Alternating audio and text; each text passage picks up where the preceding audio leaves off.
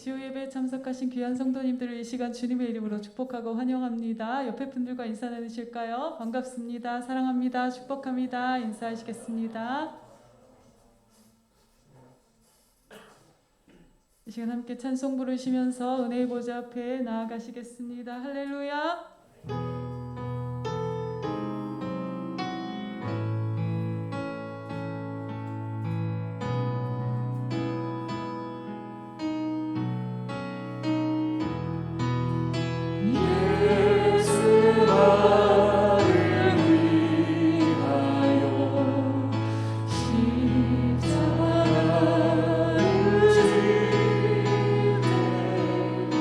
세상 죄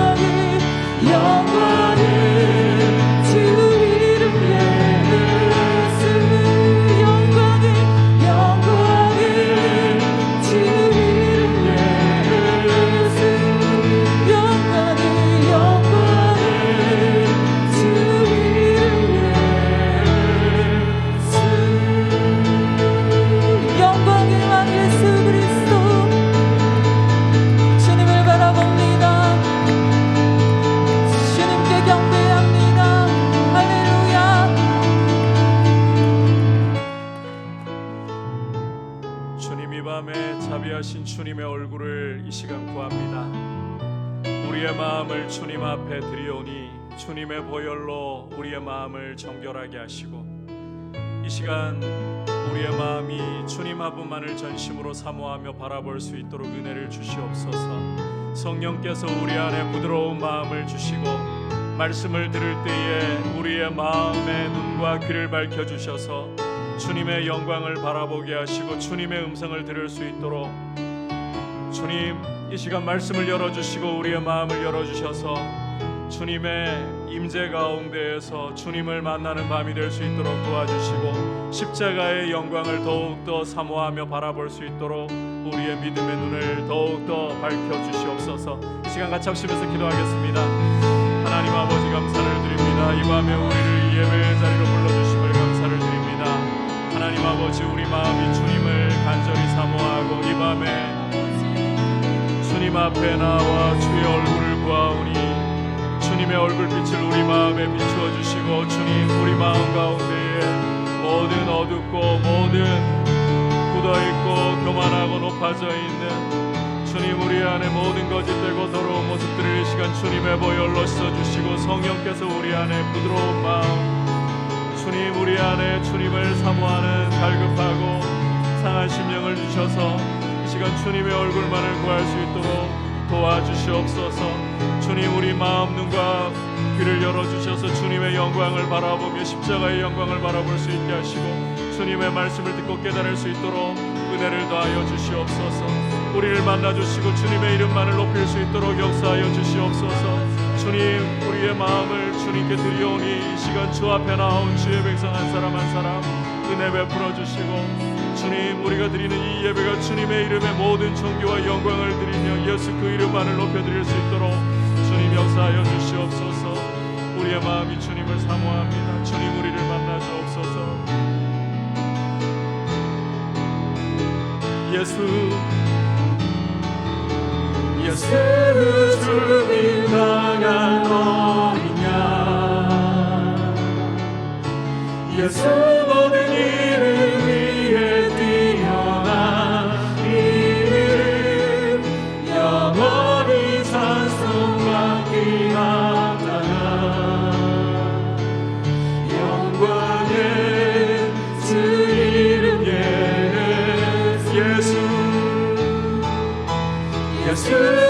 주님 강한 어린 양 예수 모든 일을 위해 뛰어난 이름 영원히 찬송받기 합당한 영광의 주 이름 예수 영광의 주 이름 예수 영광의 주 이름 예수.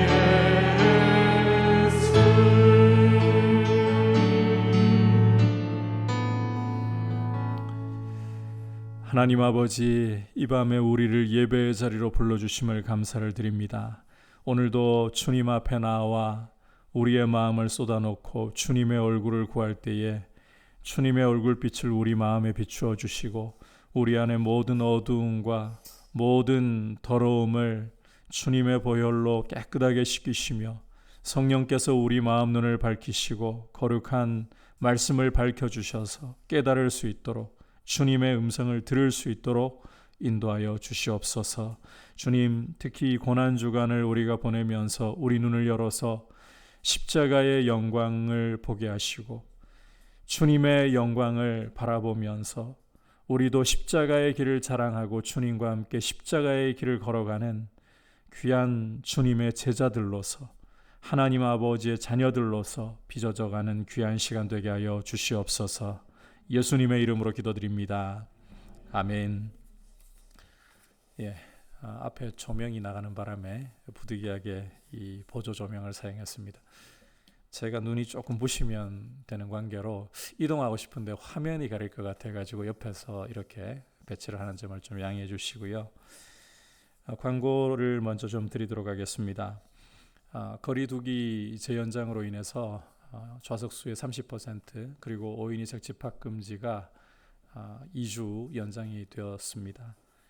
그 점을 양해해 주시고, 그리고 이번 이 고난주간에 금요일 날 원래 업로드가 되어야 할 소교리 문답과 통성경은 한 주 정비하는 시간을 가지면서 다음 주에 올려드리고, 가정예배 영상은 정상적으로 올려드리고 있습니다. 큐티 본문 자체가 이 고난주간에 맞춰서 진행이 되기 때문에 여러분께서 이 고난주간 본문을 가지고 함께 묵상하시고 또 가정예배 영상을 통해서 은혜를 나누시기를 바랍니다. 그리고 오는 주일에는 부활주일로 우리가 하나님 앞에 지킬 수 있도록 하고요. 특별히 오는 금요일, 성금요일은 예수님께서 십자가에 못 박히신 것을 기념하는 날입니다. 오전 9시부터 오후 3시까지 주님이 밥 안 먹으면 도저히 이 건강에 위협이 된다, 이런 분들은 드셔야 되고요. 그렇지 않다면 함께 금식에 동참하셔서 또 2끼 정도의 밥값이 나올 거 아닙니까? 우리가 어려운 형제와 자매들, 이웃을 생각하면서 함께 주 안에서 사랑을 또 나눌 수 있는 그런 실천도 있었으면 좋겠습니다. 자, 이제 주시는 하나님의 말씀 함께 받도록 하겠습니다. 오늘 주신 하나님의 말씀은 누가복음 18장 31절에서 43절까지입니다.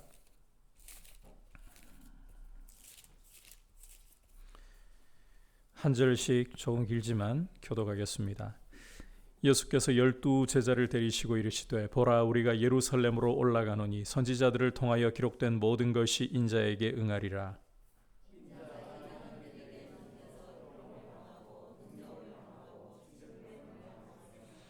그들은 채찍질하고 그를 죽일 것이나 그는 3일 만에 살아나리라 하시되,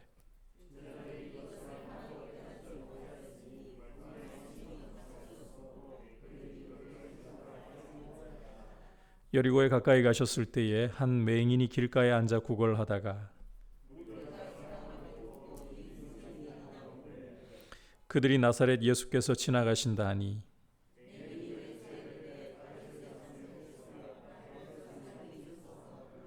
앞서가는 자들이 그를 꾸짖어 잠잠하라 하되 그가 더욱 크게 소리질러 다윗의 자손이여 나를 불쌍히 여기소서 하는지라.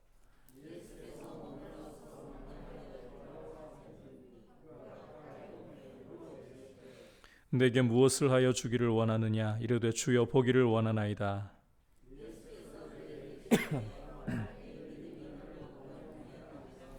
다 같이 곧 보게 되어 하나님께 영광을 돌리며 예수를 따르니 백성이 다 이를 보고 하나님을 찬양하니라. 아멘. 우리 옆에 분들과 한번 인사 나눌까요? 사랑하고 축복합니다. 십자가의 영광을 바라봅시다. 보는 것은 굉장히 중요한 일입니다. 주님께서 이 보는 것, 눈의 중요성에 대해서 이런 말씀을 하셨죠. 눈이 밝으면 온 몸이 밝고 눈이 어두우면 온 몸이 어둡다. 이 눈이 밝아야 이 온 몸이 밝다. 이것은 보는 눈에 따라서 인생이 밝아진다는 거예요. 하나님 기뻐하시는 눈을 가지고 자신과 세상을 바라보게 되면 인생이 밝아지는 것이고, 이 눈이 어두우면 하나님 보시는 대로 보지 않고 자기의 정욕과 욕심을 따라 보게 되면 이 인생이 어두워지는 이런 결과를 초래할 수밖에 없다. 그만큼 본다는 것은, 눈이라는 것은 굉장히 중요합니다. 이 눈이 어떠하냐에 따라서 우리가 이 고난주간을 맞이하는 것도 참 달라지는 것 같아요. 이 고난주간을 우리가 보낼 때에 십자가의 영광을 주목하자, 이렇게 함께 여러분과 지난주에도 말씀을 나눴었는데, 이 눈이 열려서 십자가를 바라볼 때 거기서 우리 주님의 영광을 보아야 돼요. 그럴 때 이 고난주간이 정말 가치 있고 의미 있게 영광으로 우리에게 다가올 수 있고 십자가를 자랑할 수 있는 믿음의 길로 걸어갈 수가 있게 되는 것입니다. 오늘은 이 보는 것에 대해서 함께 말씀을 여러분과 나누려고 합니다. 오늘 말씀을 보시면 31절부터 34절까지 해서 주님이 예루살렘으로 올라가시면서 제자들을 따로 데리시고는 이제 예루살렘에 올라가면 인자가 고난을 당하고 십자가에 못 박혀 죽을 것이고 사흘 후에 부활할 것이다. 이것을 가르치시는 장면과 또 한 가지는 여리고에 들어가시면서 한 맹인을 만나서 그 사람의 눈을 뜨게 하시는 장면을 보여주고 있습니다. 두 가지 전혀 다른 사건이 기록이 되어 있는 것 같습니다. 그런데 오늘 이 두 가지 말씀은 아주 중요한 이 연결고리가 있어요. 보는 것이라는 연결고리예요. 바꿔 말하면 눈이라는 연결고리라는 겁니다. 여러분께서 이 34절을 보시면 깨닫지 못한다. 그리고 43절을 보면 곧 보게 되었다. 이 두 가지가 서로 대비를 이루면서 이 보는 것, 깨닫는 것과 보는 것이 서로 다른 게 아니라 맞물려 있거든요. 이 두 가지가 서로 대비를 이루면서 오늘 보는 것의 중요성에 대해서 말씀을 하고 있습니다. 자, 먼저 31절부터 34절까지 내용부터 먼저 살펴보도록 하겠습니다. 31절에서 33절까지를 보시면 예수님이 12 제자들을 데리시고는 이렇게 말씀을 하십니다. 우리 보라부터 같이 한 목소리로 읽어보도록 하겠습니다.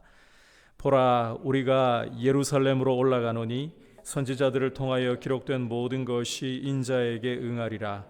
인자가 이방인들에게 넘겨져 희롱을 당하고 능욕을 당하고 침뱉음을 당하겠으며 그들은 채찍질하고 그를 죽일 것이나 그는 3일 만에 살아나리라. 주님 말씀은 이제 예루살렘으로 올라가게 되면 주님에 대해서 예언했던 구약의 말씀이 이루어질 것이다. 그 말씀의 내용이 무엇이냐? 주님이 사람들의 손에 넘겨져서 고난을 당하고 십자가의 죽임을 당하고 사흘 만에 부활하신다라는 것입니다. 주목할 것은 이 말씀을 하실 때에 34절에서 보여주듯이 제자들 중에 누구도 하나도 이 말씀을 깨닫지 못했다라는 점입니다. 여러분, 이 제자들이 어떤 사람들입니까? 주님이 부르실 때에 주님을 따르기 위해서 자기의 생업도 포기하고 가족도 뒤로 하고 모든 것을 버리고 주님을 따랐던 사람들입니다. 그리고 3년 동안에 주님과 함께 하면서 잠도 같이 자고 밥도 같이 먹고 늘 주님 가까이에서 주님의 말씀을 누구보다도 많이 들었던, 심지어 주님이 이들을 택하실 때의 모습을 보면 이 12를 택하시기 위해서 밤이 새도록 산에서 간절히 기도하신 후에 이들을 선택하신 그런 제자들입니다. 이렇게 주님과 함께하면서 주님 가까이에서 말씀을 3년간 들었다. 그러면 상식적으로 일반적으로 주님의 눈빛만 봐도 무슨 말씀을 하려고 하는지 알겠다. 이렇게 나와야 되는 게 아닐까요? 그래야 제자다운 거죠.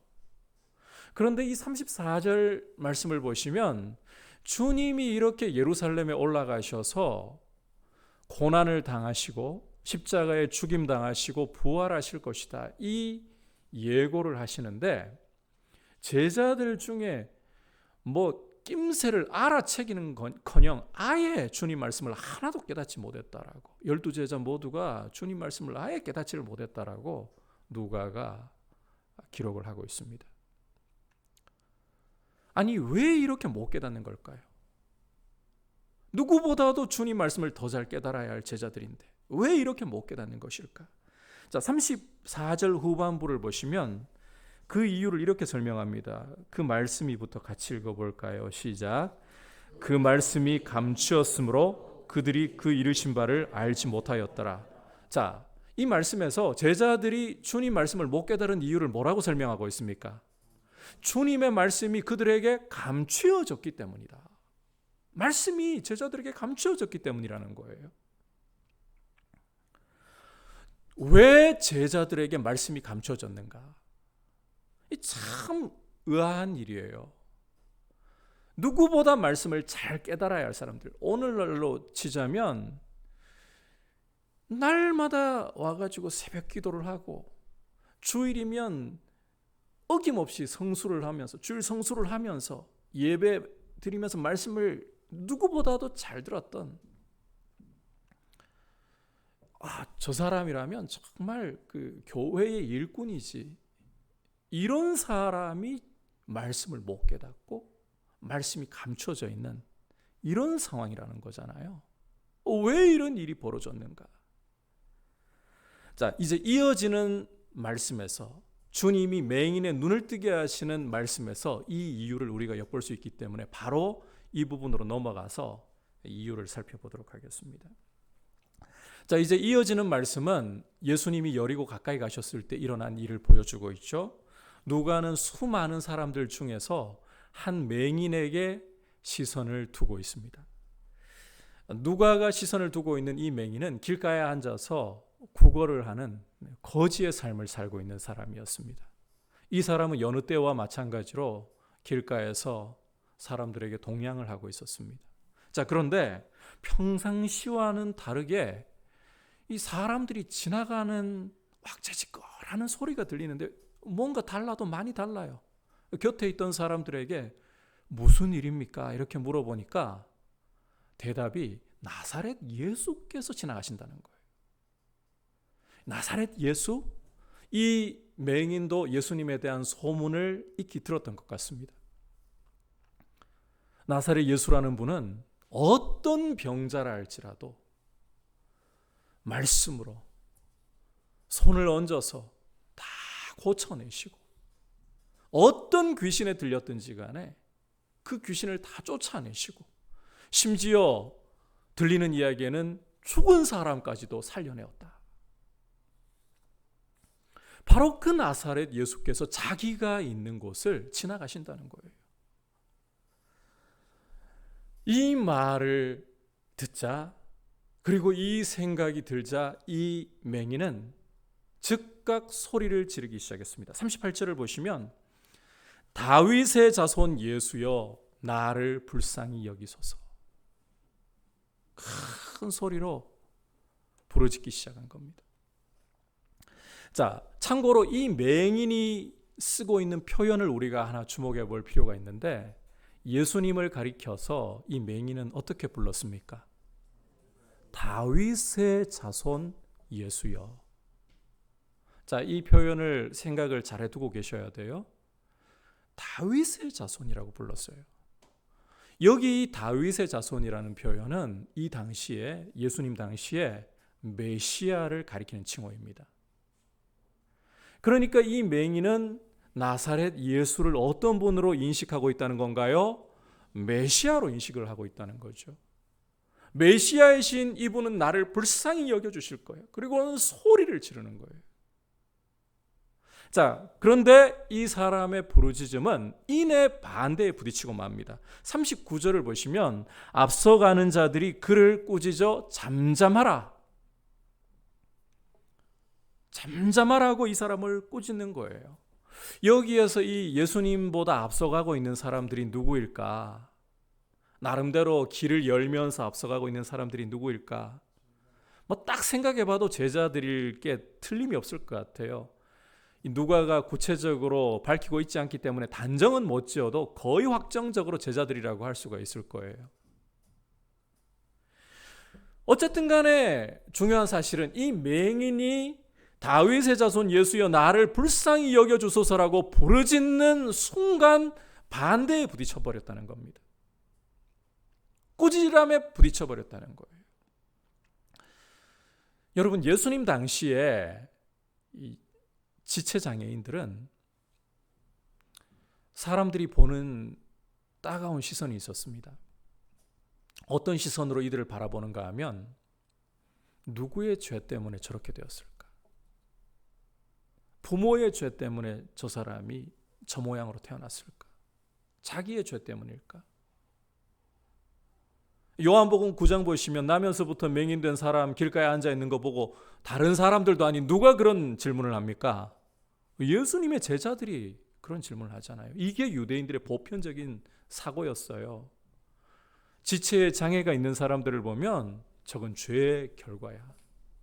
근본적으로 따지면 아담으로부터 흘러내려온 죄의 저주인 건 맞죠.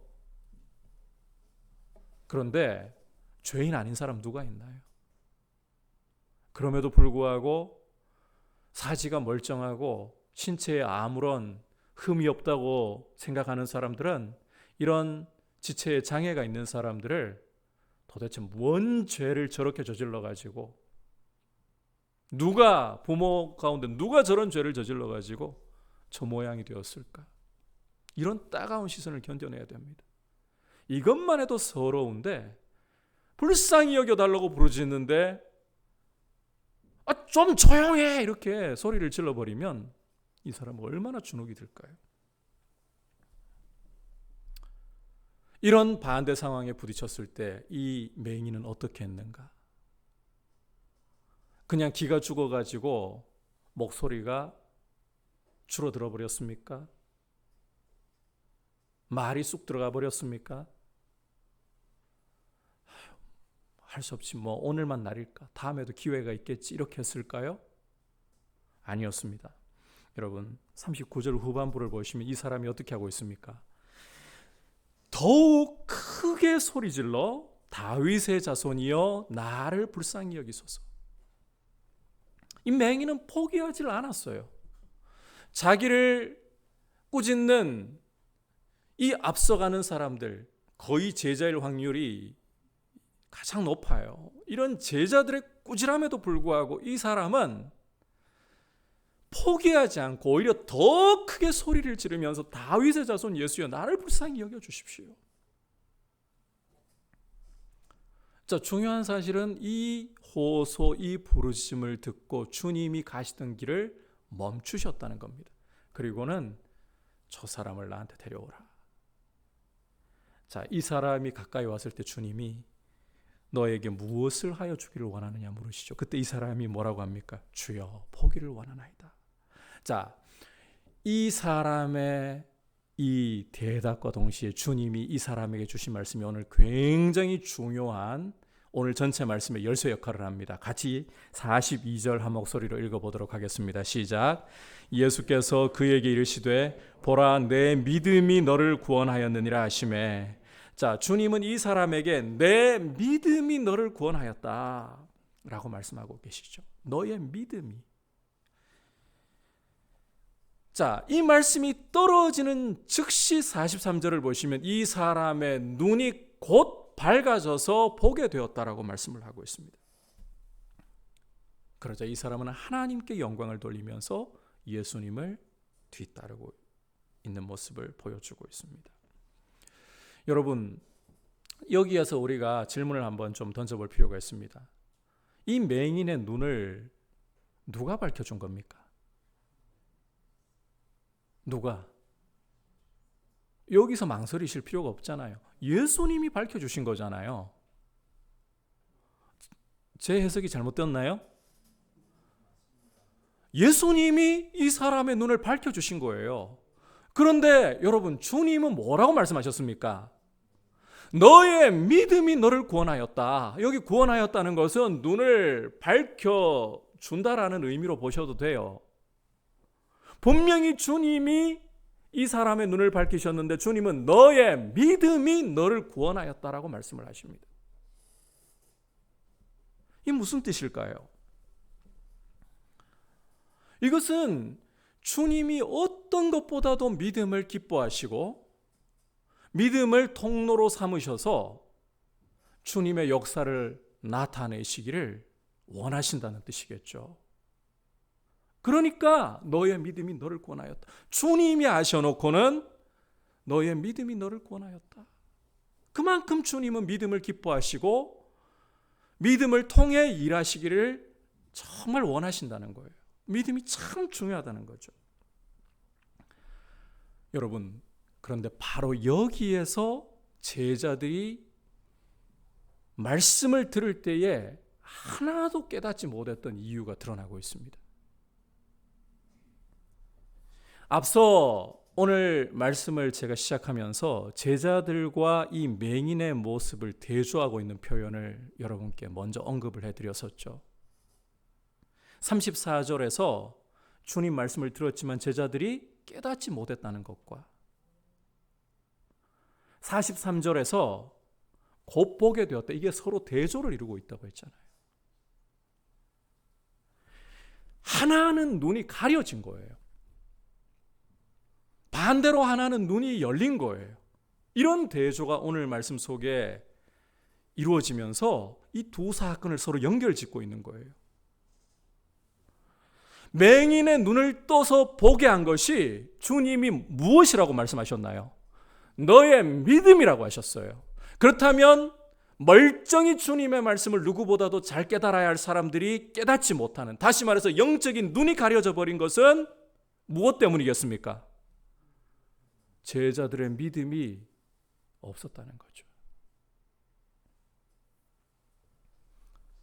결국 제자들은 믿음으로 주님의 말씀을 듣지 않았다는 거예요. 그러니까 그들의 영적인 눈이 가려져 있어서 말씀을 들으나 안 들리는 겁니다. 눈을 뜨고 있으나 눈뜬 맹인이 되어버리고 만 거예요.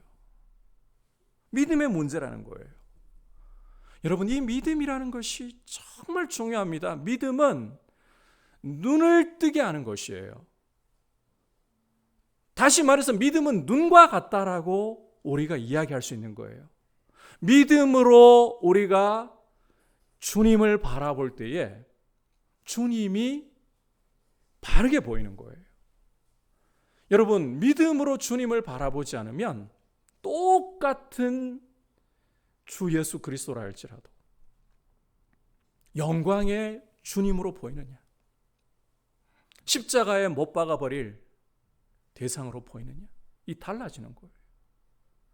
믿음이라는 게 너무너무 중요하다. 우리 주님은 믿음을 너무너무 중요하게 여기신다. 이 믿음에 따라서 주님을 대하는 게 완전히 달라져 버리기 때문에.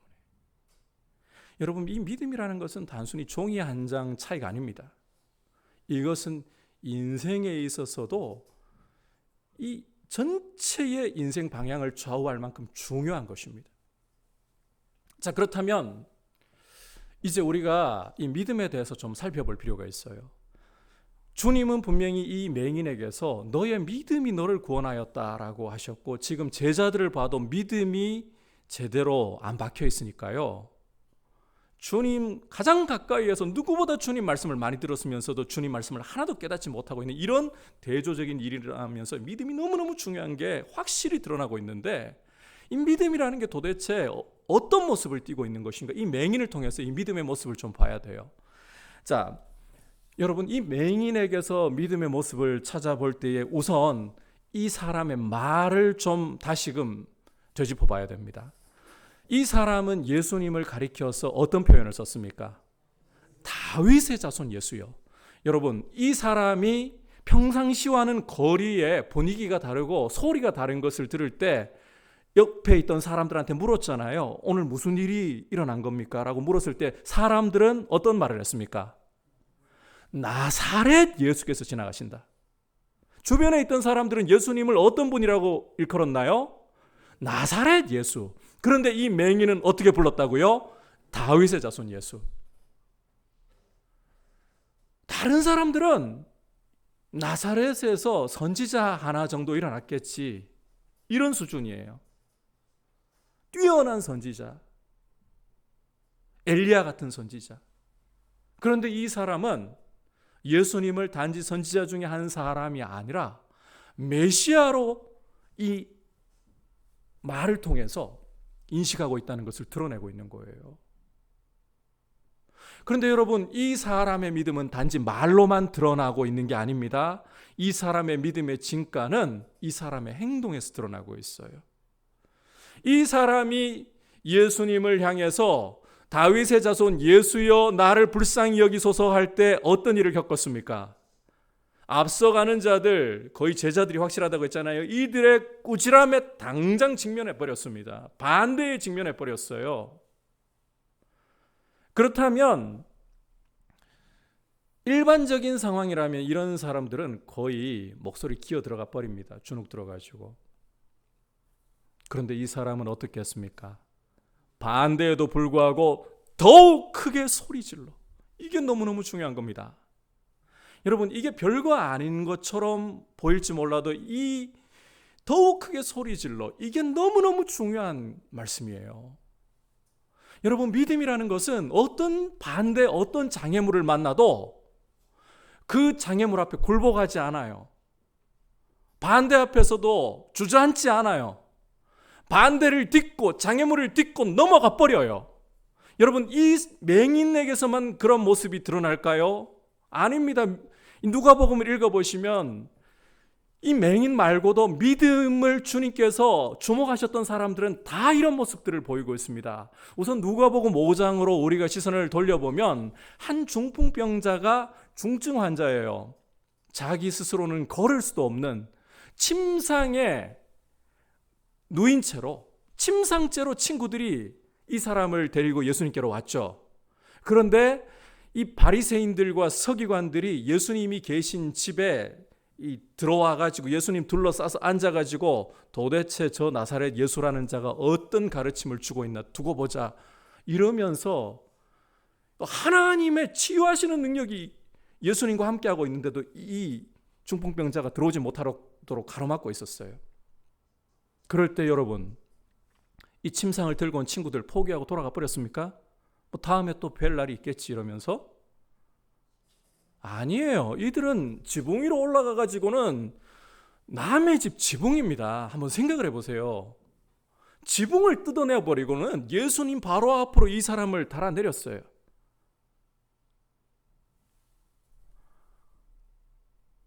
남의 집 지붕 뜯고서. 믿음이라는 것은 이렇게 장애물을 만날 때에 뭐 어쩔 수 없지, 뭐 이건 내가 어떻게 해볼 도리가 없는 건데 포기하지를 않아요.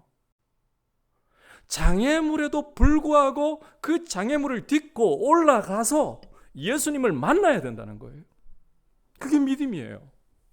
여러분, 누가복음 19장에서 삭개오를 보십시오. 삭개오는 예수님을 너무너무 만나고 싶었습니다.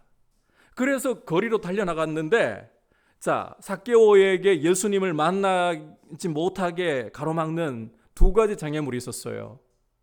하나는 선천적인 장애물이에요. 키가 작아요. 또 하나는 후천적인 장애물이에요. 사람들이 너무 많은 거예요.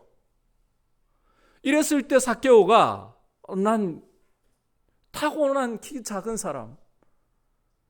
사람들이 너무 많이 예수라는 분을 둘러싸고 있고 저분이 과연 나를 만나주기나 할까? 이렇게 포기해버렸습니까? 아니었습니다. 그는 예수님이 지나가시는 길목을 보면서 앞서 달려가서 돌무화과 나무 위로 올라가 버렸습니다. 사람들의 시선이 중요하지 않아요. 장애물이 중요하지 않아요. 예수님을 만나야만 된다.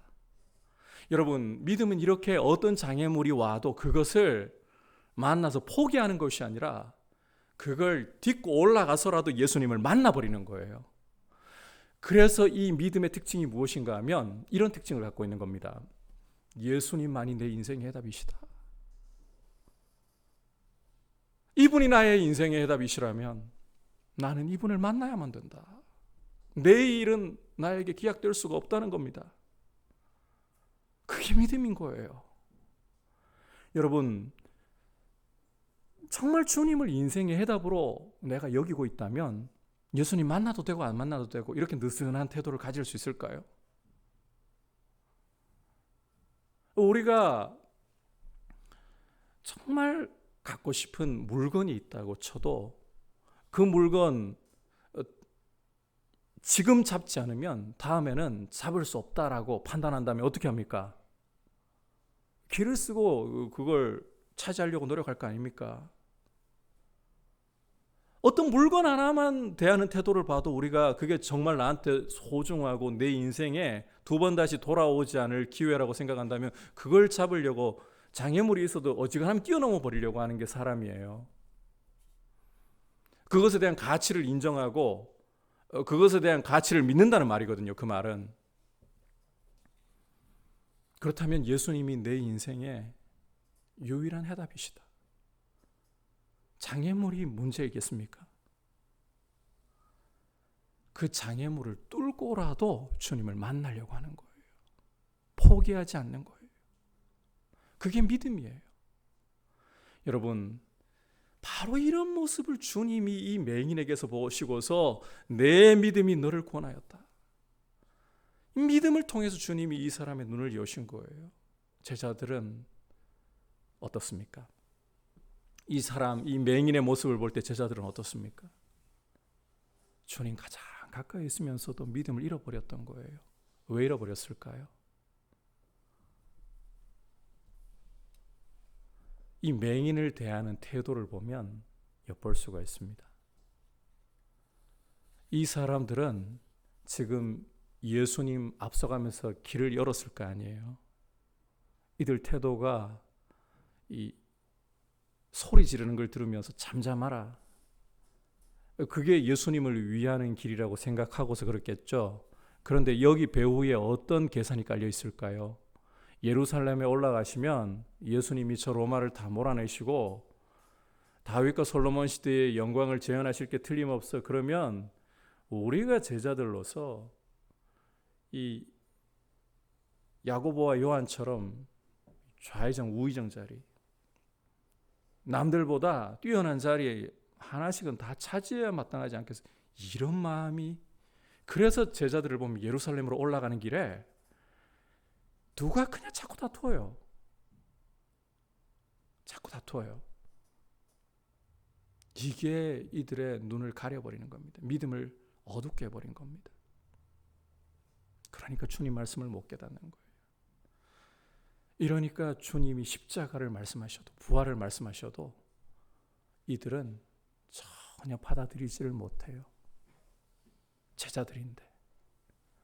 여러분, 우리가 신앙생활을 얼마나 오래 했고 어떤 직분을 가지고 있고 남들이 우리를 어떻게 보든 그게 중요한 게 아닙니다.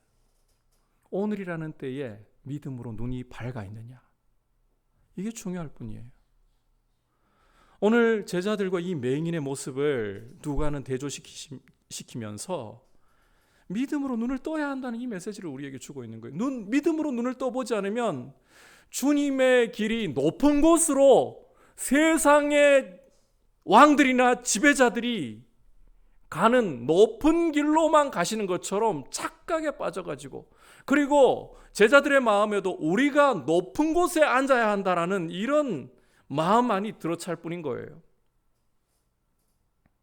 그런데 주님은 이 땅에 아버지의 뜻을 위해 죽기까지 복종하려고 오셨어요. 그리고 이게 영광이고 이게 승리인 거예요. 믿음의 눈이 밝아 있지 않으면 우리는 영광을 거꾸로 보게 되고 세상이 보는 대로 보게 되는 겁니다. 남들을 밟고 올라서는 이것이 성공이고 이것이 영광이라고 보게 되는 겁니다. 여러분, 이것이 힘이 더해지고 무력이 더해지면, 요즘 뉴스를 통해서 미얀마 사태를 여러분 보고 계실 거예요. 500명이 넘는 사망자가 나왔어요. 100명이 넘는 사망자가 나왔을 때 어제 뉴스를 보니까 그런 보도가 나왔더라고요. 미얀마 군부에서는 호화 잔치를 벌였다. 이들은 힘을 가지고 짓밟는 것이, 국민들을 짓밟고 자기들이 특권을 누리는 것이 영광이라고 생각하고 있는 거예요. 함께 살아가고 함께 서로를 사랑하는 게 영광이라고 보지 않는 거죠. 이 믿음으로 눈이 밝아지는 게 이래서 참 중요한 거예요. 여러분, 제자들도 십자가를 통해서 이들의 이 높아져 있던 마음이 팍싹 깨어지지 않았더라면 예수님의 제자라고 하면서 누구보다도 남들보다 올라서려고 했을 거예요. 이 믿음이 욕심으로 가려져 버리면 이런 사태가 벌어지는 거예요. 그런데 비록 맹인으로 살았을지라도 믿음으로 주님 앞에 어떤 장애물에도 불구하고 주님을 바라보면서 달려갔을 때 이 사람은 맹인임에도 불구하고 눈이 열리는, 인생을 새롭게 보게 되는 이런 은혜를 경험한 거예요. 눈이 열리는 게 참 중요합니다. 믿음이 눈을 엽니다. 따라서 믿음으로 우리의 눈이 제대로 밝아져 있기를 축복합니다. 그렇게 하려면 여러분, 강조하고 싶어요. 그냥 이 믿음이 생기는 게 아닙니다. 로마서 10장 17절을 보시면 잘 알고 있는 말씀이죠. 한번 따라할까요? 믿음은 들음에서 나고 들음은 그리스도의 말씀으로 말미암느니라. 여러분, 이 코로나 시대에 이 코로나라든지 세균이라든지 미생물의 세계, 자, 이걸 들여다보려면 뭘 통해 봐야 될까요? 육안으로 보입니까? 안 보이죠. 전자현미경을 들여다봐야 이와 같은 세계가 보이죠. 마찬가지로 영이신 하나님을 보려면, 그분의 영광을 보려면 절대로 우리의 실력, 우리의 이 가지고 있는 어떤 재능으로, 그런 안경으로는 안 보입니다. 성경이라는 안경을 껴야 되는 거예요.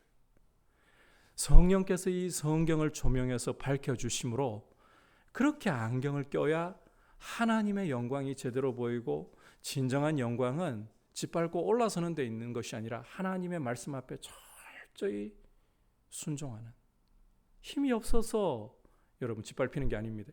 오히려 참된 힘이 있기 때문에 짓밟혀도 하나님의 말씀을 끝까지 따라가는 거예요.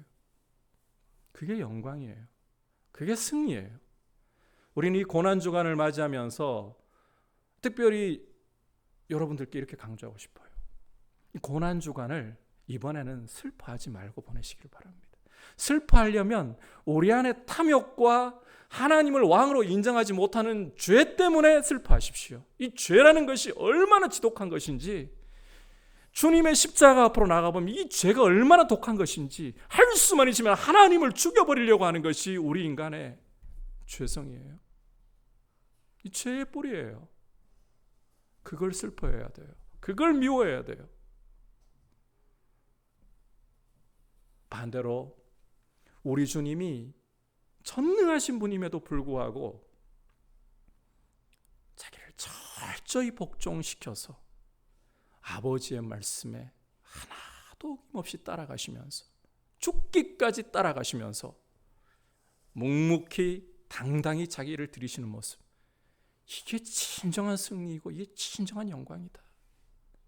주님의 영광을 보면서 나도 이 영광을 참된 영광으로 여기고, 이 승리를 참된 승리로 여기고, 그렇게 주님 앞에서 이 고난주간을 참된 영광을, 승리하신 주님을 바라보면서 감사하고, 이것이 우리에게 감격이 되고 기쁨이 될 수 있는 그런 시간으로 이 고난주간을 주님 안에서 믿음의 눈으로 바라보면서 드릴 수 있기를 주님의 이름으로 축복합니다. 그리고 우리의 믿음이 날마다 성령께서 조명해 주시는 말씀의 은혜를 통해서 밝아져서 우리의 인생이 주님의 영광을 따라, 십자가의 길을 따라 걸어가면서 그 승리를 진짜 승리로 여길 수 있기를 축복합니다. 이제 말씀을 생각하면서 함께 기도하도록 하겠습니다. 이 시간 함께 기도할 때에 주님, 내 믿음이 너를 구원하였다는 이 말씀이 오늘 우리의 가슴 속에 주님의 음성으로 잘 박힌 목과 같이 박힐 수 있게 해주십시오. 믿음이 우리의 눈을 뜨게 하고, 믿음이 진정한 영광을 보게 하는 것입니다. 믿음으로 우리 눈이 밝아지지 않으면 세상의 영광을, 세상의 자랑으로, 영광으로 여기게 마련이고, 그렇게 될 때는 우리 욕심을 위해 남을 이용하고 짓밟는 것 아무것도 아닌 것이 되어버립니다. 주님, 이와 같은 모습을 철저히 십자가에 못 박고 믿음으로 눈이 열려서 주님과 함께 십자가의 길을 걸어가는 것이 진정한 승리이고 영광이고, 십자가에 달리신 주님이 나의 자랑이고 나의 영광이고 나의 생명이십니다. 이 고백으로 주님 앞에 설 수 있는 모습으로, 십자가의 길을 감사함으로, 감격함으로 주님 따라 걸어갈 수 있는 믿음의 사람으로 서게 하여 주옵소서. 우리 주여 한번 부르짖고 기도하겠습니다. 주여,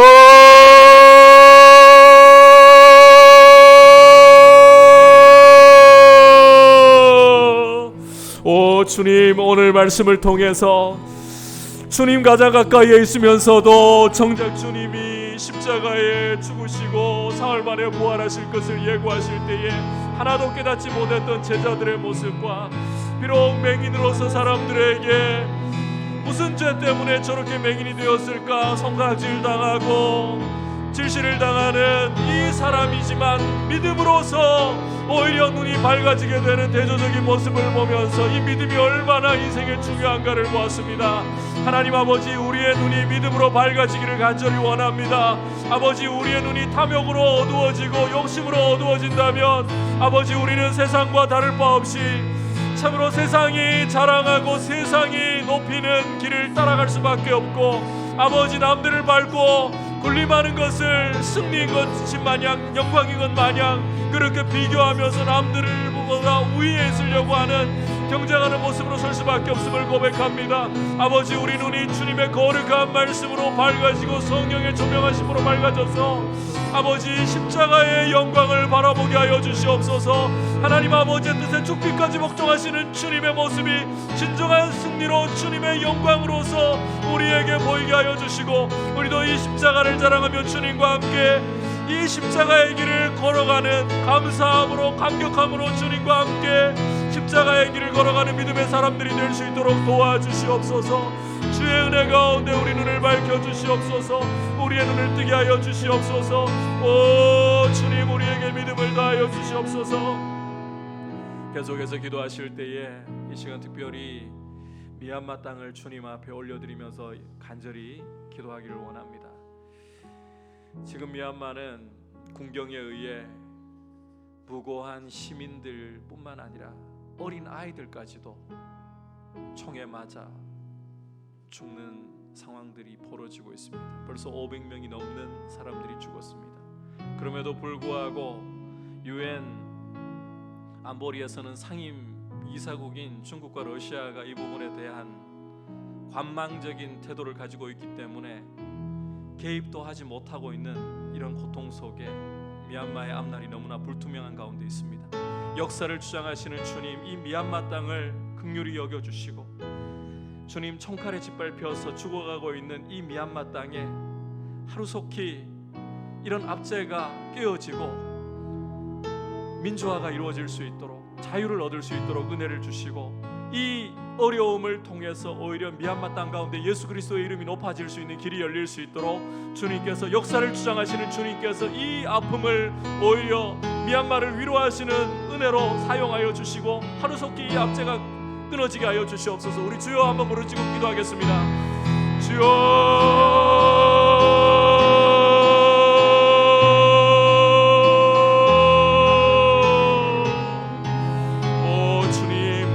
주님 앞에 미얀마 땅을 올려드립니다.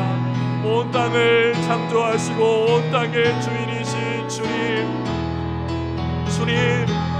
미얀마 땅을 불쌍히 여겨주시옵소서. 군경의 총칼에 짓밟히고 있는 미얀마의 많은 사람들을 불쌍히 여겨주시옵소서. 주님, 어린아이라 할지라도 무참히 살해하고 있는 일들이 벌어지고 있는 이 미얀마 땅을 주님 긍휼히 여겨주셔서 이 땅 가운데 하루속히 이와 같은 살상이 멈춰질 수 있도록 역사의 주인이신 주님, 온 땅의 주인이신 주님, 이 미얀마 땅에 이 압제가 하루속히 끊어지게 하여 주시고, 아버지 하나님, 이 땅에 자유가 오게 하여 주시고 평화가 올 수 있도록 주님 긍휼을 베풀어 주시옵소서. 주님, 이 땅 가운데 이런 아픔을 우리가 바라보면서 함께 이 땅을 주님 앞에 올려드리며 이 땅의 회복을 위하여 간구하고, 아버지 하나님, 이 아픔을 주님이 위로하여 주시고 이 땅 가운데 이 일들을 통하여서 우리는 다 할 수 없으나 이 땅에 주님의 거룩하신 이름이 높임을 받으실 수 있도록 아버지, 복음이 더욱더 이 땅의 위로가 될 수 있도록 역사하여 주시고, 주님께서 이 땅을 고쳐주시며 이 땅을 치유하여 주시옵소서. 주님께서 긍휼히 여겨주시고 하루속히 이 땅의 아픔이 아버지 싸매어질 수 있도록, 아버지 이 땅의 압제가 끊어질 수 있도록 주여 고쳐주시옵소서. 긍휼히 여겨주시옵소서. 계속해서 기도하실 때에 두 가지 교회를 위해서 함께 기도하겠습니다. 첫 번째로는 우리 자녀들을 주님 앞에 올려드리기를 원합니다. 특히 코로나 사태를 우리가 겪으면서 젊은 층들 그리고 우리 자녀들 세대가 이 공동체로 함께 원활하게 모이지 못하면서 믿음이 떨어지는 경우들을 많이 보게 됩니다. 주님, 우리 자녀들 이와 같은 어려운 상황 속에서도 주께서 긍휼을 베풀어 주셔서 이런 상황에 의해서 다음 세대가 흔들리지 않도록 믿음의 세대로 설 수 있도록 주님 긍휼을 베풀어 주시고 우리 자녀들 믿음의 사람들 될 수 있게 은혜 베풀어 주옵소서. 이것을 위해 첫 번째로 기도하고 우리 김수지 집사님과 서성희 성도님 주님께서 긍휼히 여겨 주셔서 치료하는 광선을 바라여 주옵소서. 주님, 주님의 선하신 뜻이 이루어지게 하여 주시되 주님 원하시기만 하신다면 얼마든지 깨끗게 하실 수 있지 않습니까? 긍휼을 베풀어 주셔서 주님 깨끗하게 치료하여 주시고 주의 은혜 가운데 회복이 일어나는 것을 볼 수 있도록 주님의 뜻 가운데 이 아름다운 일들이 일어날 수 있도록 우리 같이 합심해서 주여 부르고 같이 기도하겠습니다. 주여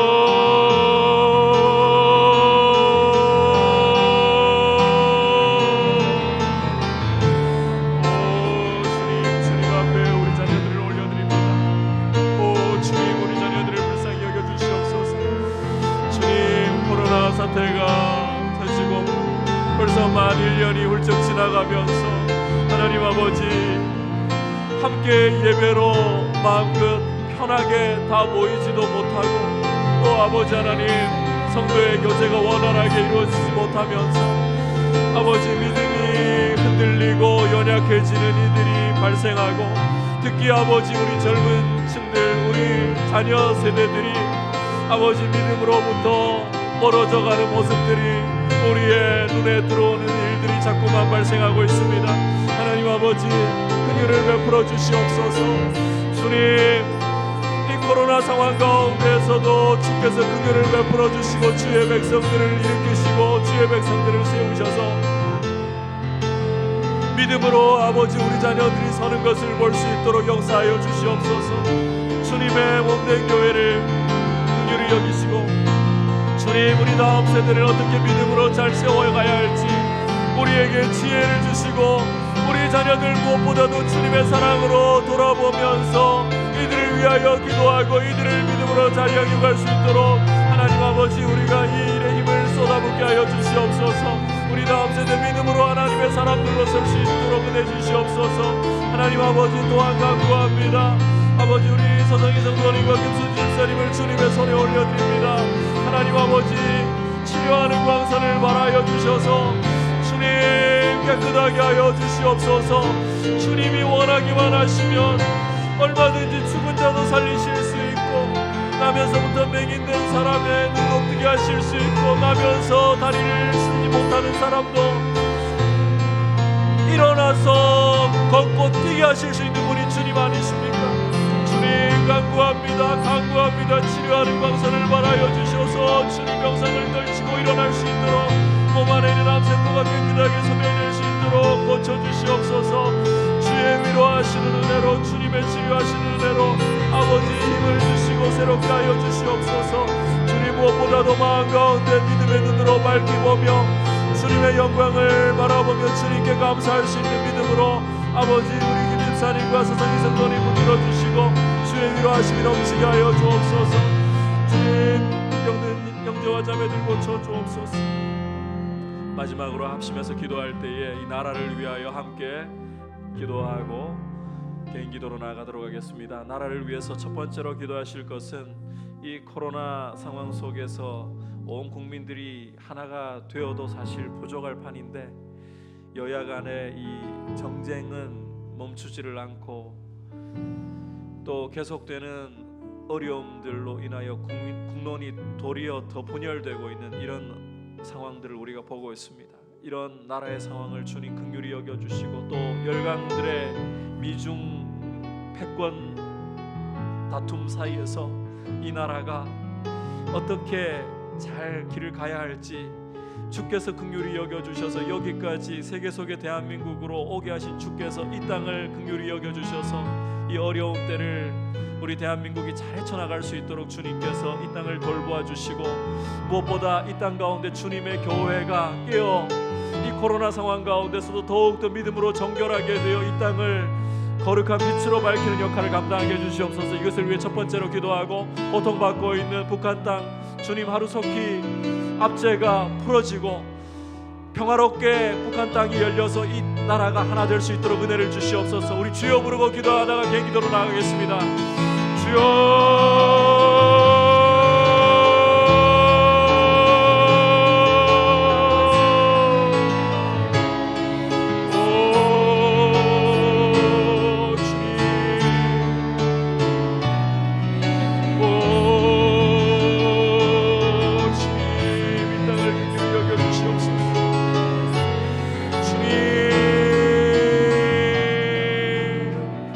무엇보다도 이 땅의 국론이 어려운 시기에 분열되기보다 하나가 되어야 마땅한데 주님, 참으로 여야의 갈등이 쉽게 좁혀지지 않습니다. 주님, 국론도 주님 하나가 되기보다 분열된 채로 갈등의 골이 깊은 채로 계속해서 이렇게 흘러가고 있는 우리의 모습들을 보고 있습니다. 주님, 이와 같은 때에 주님의 교회도 힘을 잃고 아버지 하나님 무기력해져 있는 모습으로 이 땅의 영향력을 제대로 발휘하지 못하는 모습들이 자꾸만 들어가고 있습니다. 주님, 그 길을 베풀어 주시고 주님의 교회들 위해 다시 한번 거룩한 회복을 주시고 거룩한 부흥을 주시고 이 땅을 위하여서 하나님 아버지 그루터기 역할을 감당할 수 있는 순결한 교회로, 거룩한 회복과 부흥을 보는 교회로 일으켜주셔서 이 땅을 하나 되게 하는데 귀하게 쓰임받게 하여 주시옵소서. 주님, 고통받고 있는 북한의 동포들을 긍휼히 여겨주시고 하루속히 자유의 날이 올 수 있도록 은혜 베풀어 주시옵소서.